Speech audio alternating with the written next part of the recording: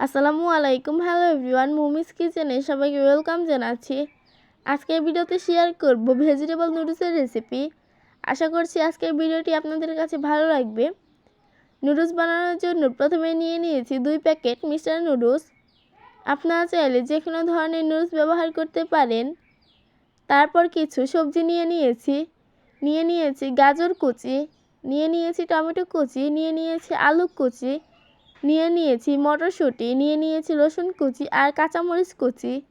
আপনারা চাইলে আপনাদের পছন্দ মতো সবজি নিয়ে নিতে পারেন, পরিমাণ আরও বেশি বা কম করে দিতে পারেন। তারপর নিয়ে নিয়েছি কর্নফ্লাওয়ার। এখন কর্নফ্লাওয়ারটাকে পানি দিয়ে মিক্স করে নিব। তার জন্য একটি বাটির মধ্যে দিয়ে দিয়েছি 2 চামচের মতো কর্নফ্লাওয়ার।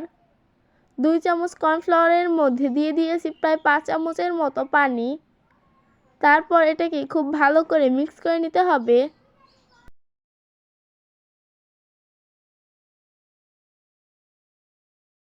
কর্নফ্লাওয়ারটাকে কিন্তু পানি দিয়ে মিক্স করা হয়ে গিয়েছে। তারপর একটি প্যানের মধ্যে দিয়ে দিয়েছি তেল। তারপর এটার মধ্যে দিয়ে দিয়েছি রসুন কুচি। এখন রসুনগুলোকে একটু ভেজে নিতে হবে। রসুনগুলো হালকা ভাজা হয়ে আসলে এটার মধ্যে দিয়ে দিয়েছি কাঁচামরিচ কুচি। কাঁচামরিচ দেওয়ার পর দিয়ে দিয়েছি লবণ। স্বাদ মতো লবণ দিয়ে এটাকে খুব ভালো করে ভেজে নিচ্ছি। তারপর এটার মধ্যে এক এক করে সবগুলো সবজি দিয়ে দিয়েছি আলু কুচি, দিয়ে দিয়েছি মটরশুঁটি, দিয়ে দিয়েছি গাজর, দিয়ে দিয়েছি টমেটো। এখন এই সবজিগুলোকে ভেজে নিতে হবে।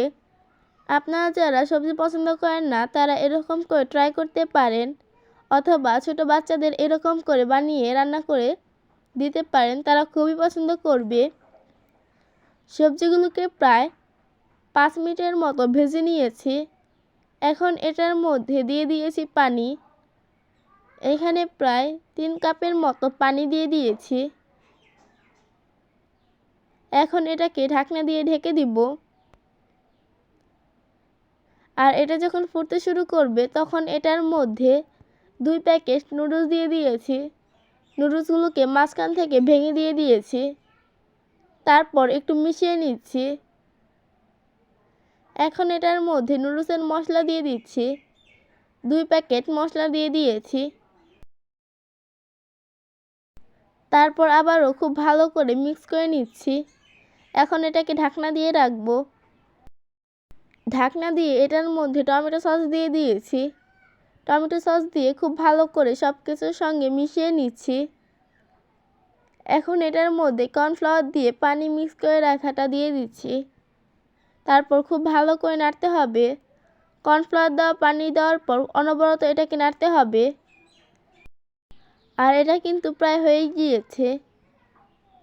আজকের নুডলসটা কেমন হয়েছে তা অবশ্যই কমেন্ট করে জানাবেন।